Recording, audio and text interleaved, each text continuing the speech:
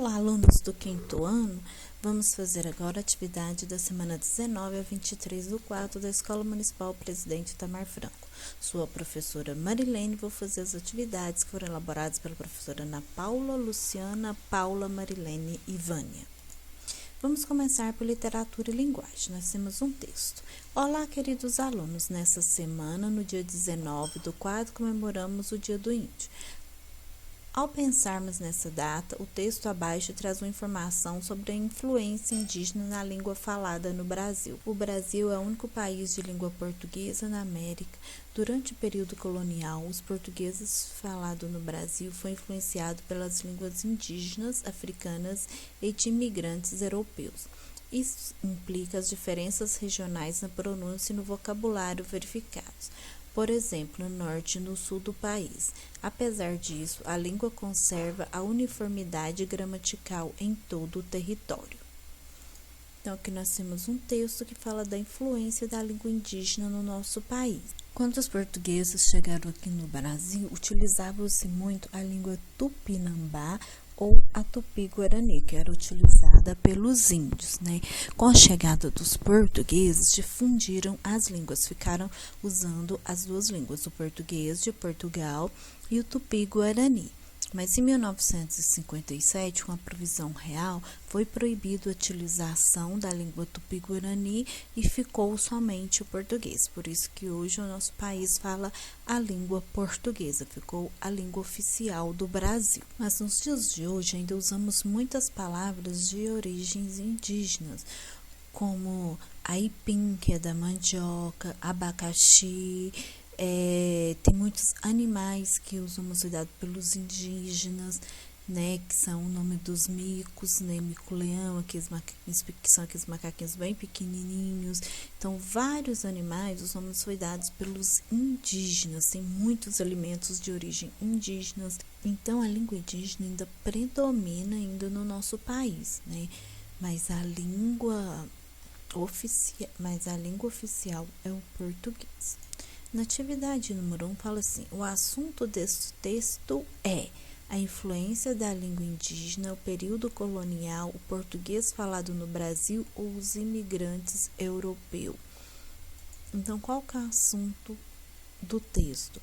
O assunto do texto, gente, é a influência da língua indígena no nosso país, Tem grande influência, desde os alimentos que comemos, que tem muitos que são de língua indígena, nomes de cidade, de animais. Número 2, a última palavra desse texto é território. Essa palavra refere-se ao Brasil, ao período colonial, nordeste ao sul do país. É o nosso território brasileiro, porque a língua tem influência em todo o território brasileiro, Então, é ao Brasil, então é a resposta A. Na atividade 3, tem um link de um vídeo que é para vocês assistir e chama Infância na Aldeia. Esse vídeo vai ser disponibilizado no grupo da sala, E no Google Sala de Aula. Você pode ir lá que ele vai estar disponível para você assistir.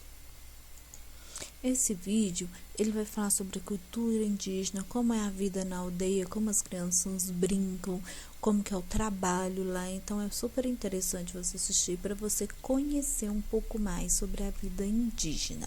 Agora, vamos fazer a número 4. Número 4 está assim: baseado nas imagens a seguir, cria um cenário divertido das suas brincadeiras. Desenhe no espaço abaixo a imagem ou usa a sua imaginação. Então, aqui tem a imagem, da professora Luciana, que fez um trabalho numa aldeia de Manucurá, Uma etnia chavante em 2016. Então, ela postou aqui algumas fotos dela com as crianças no rio, que as crianças brincam muito no rio, tomam banho no rio, um banho de chuva, Então, aqui tem algumas imagens. Então, nesse espaço aqui embaixo, você vai desenhar suas brincadeiras preferidas, Pode usar sua imaginação, sua criatividade, desenhar do jeito que você conseguir.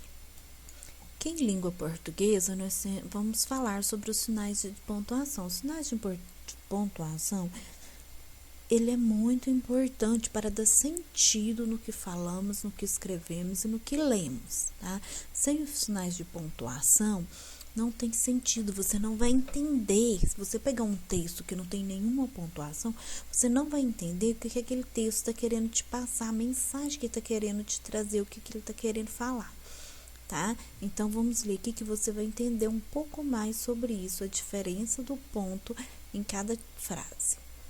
A herança. Um homem rico estava muito doente. Sentindo que sua hora estava chegando, pediu papel e caneta e escreveu: deixo meus bens a minha irmã, não a meu sobrinho, jamais será paga a conta do padeiro e nada dou aos pobres. Nessa frase você pode ver que não tem nenhuma pontuação, né, durante toda a frase. Então foi a frase deixada, tá, pelo homem rico antes de morrer. Mas antes de pontuar sua frase, ele morreu. Para quem o falecido deixou sua fortuna? Era 4 concorrentes. Nesse mesmo dia, todos foram chamados para decidir o impasse. O sobrinho pontuou da seguinte maneira: deixo meus bens a minha irmã? Não, a meu sobrinho. Jamais será paga a conta do padeiro. Nada dou aos pobres. Já a irmã pontuou assim: deixo meus bens a minha irmã, não a meu sobrinho. Jamais será paga a conta do padeiro, nada dou aos pobres. O padeiro fez a pontuação que julgou correta. Deixo meus bens a minha irmã? Não. A meu sobrinho? Jamais. Será paga a conta do padeiro, nada dou aos pobres. E um representante dos pobres, com mais estudo, fez a sua versão. Deixo meus bens a minha irmã? Não. A meu sobrinho? Jamais. Será paga a conta do padeiro? Como não entrou-se em acordo, o caso foi parar no tribunal. O juiz decidiu que a herança deveria ficar aos pobres. Então, vocês podem ver que cada um aqui pontuou conforme ele achou que melhor lhe conviesse. O sobrinho pontuou para que a herança ficasse para ele, de um jeito que o juiz entenderia que a herança foi deixada para ele. Olha aqui, ó. Ele fez uma pergunta no começo da frase: deixo meus bens a minha irmã? Depois ele exclamou: não. Aí ele afirmou: a meu sobrinho, ao ponto final aqui, o ponto final tá concluindo a afirmação dele. Jamais será paga a conta do padeiro, uma frase negativa. Nada dou aos pobres, tá vendo? Então, aí já a irmã, ela já pontuou diferente, ó. Em vez aqui de ser um ponto de interrogação igual o sobrinho fez, ela colocou um ponto final, porque ela afirmou que os bens estavam sendo deixados para ela. Deixo meus bens a minha irmã, não a meu sobrinho. Ela disse que não deixaria para o sobrinho e jamais pagaria a conta do padeiro. Então, vocês podem ver, conforme o tipo de ponto que você usa, a frase fica com um sentido diferente, tá? Então, vamos às atividades.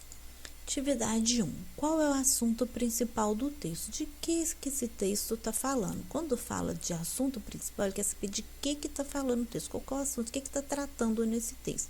Esse texto está falando o quê? De uma herança deixada por um homem rico, não é? Então, você vai marcar a primeira opção. Quantos personagens estão disputando a herança? Quem que ela está deixando? É o sobrinho, tem a irmã, tem o padeiro e tem as pessoas pobres. Então, são 4 pessoas, tá? São 4 pessoas que estão disputando a herança. Esse texto é informativo, descritivo ou narrativo? Ele é um texto narrativo, porque ele está narrando um fato que aconteceu.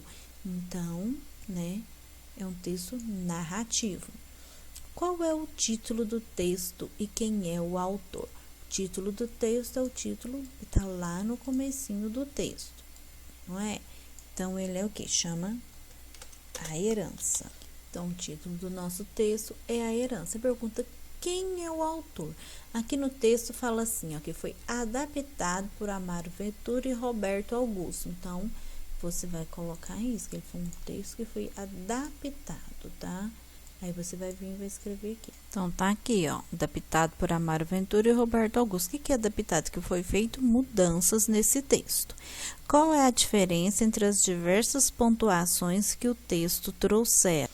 Então, aqui na questão 5, trouxeram interpretações diferentes ao que estava escrito.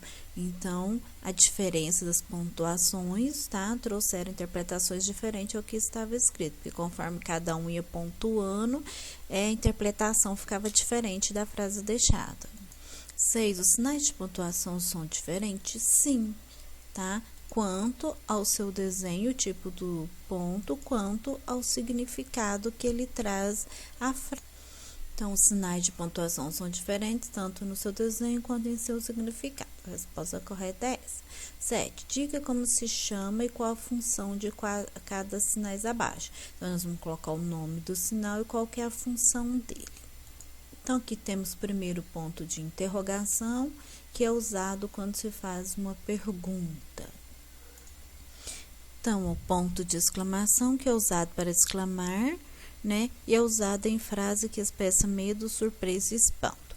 Aí eu pus aqui na frente, que não coube tudo aqui, ó, o ponto final, tá? Que é esse aqui, ó, que é usado para finalizar uma frase. Aqui nós temos também a reticências, que é o qual nós falamos muito, chamamos de os 3 pontinhos, né? Mas é chamado de reticências.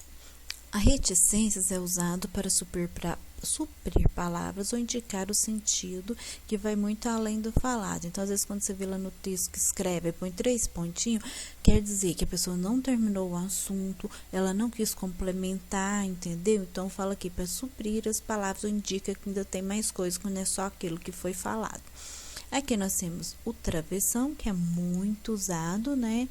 Que é muito conhecido, né, por todos também, né, que ele é usado quando se vai falar, né, quando nós vamos falar alguma coisa, conversar com alguém, dialogar com alguém, é usado o travessão.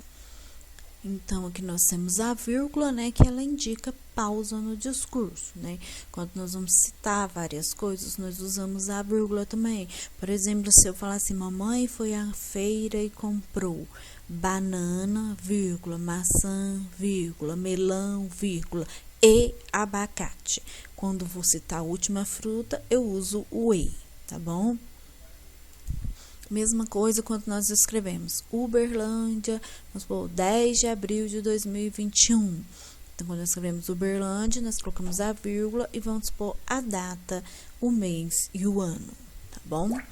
Número 8. Qual a sua opinião sobre a atitude do juiz? Justifique. Essa atividade aqui, essa letra, o número 8, ela é pessoal, você vai colocar sua opinião. Você achou que o juiz agiu certo de deixar a herança para os mais pobres? Se você concordar, você fala que sim, explica o porquê. Se você discordar também, você vai justificar o porquê você não concorda, tá bom? Ela é pessoal. Se você fosse o juiz, o que faria? Justifique. Na 9 também é pessoal. O que ele quer saber? Se você fosse o juiz, como que você ia fazer? Para quem você ia deixar a herança? Isso que você vai escrever aqui, tá bom? Na número 10, tá assim, como você pontuaria essa passagem abaixo se você fosse o neto? Explique. Então, se você fosse o neto do moço rico lá que morreu, como você ia colocar a pontuação nessa frase? Tá, você queria que a herança ficasse para você? Então, como que você pontuaria para a herança ficar para você? Ou se fosse para outra pessoa? Então, aqui, se nós formos pontuar a frase, para a frase ficar para o neto, qual seria o ponto usado? Ó, deixo meus bens à minha irmã. Você pode colocar um ponto de interrogação aqui, ó. Tá vendo? Vamos ver se nós colocamos um ponto de interrogação. Ó, a minha irmã? Não, então aqui eu vou pôr o quê? Então, aqui eu coloquei os pontos aqui no meio da frase e reescrevi ela aqui também e pontuei. Então, ficaria, deixo meus bens à minha irmã? Não, a meu neto. Jamais será paga a conta do padeiro. Por quê? Aqui ele está fazendo uma pergunta e aqui ele está respondendo com exclamação, que não deixa os bens à irmã. E aqui ele está afirmando que a conta ficará que a herança ficará para o neto, que ele jamais pagará a conta do padeiro, tá? A pontuação correta é essa.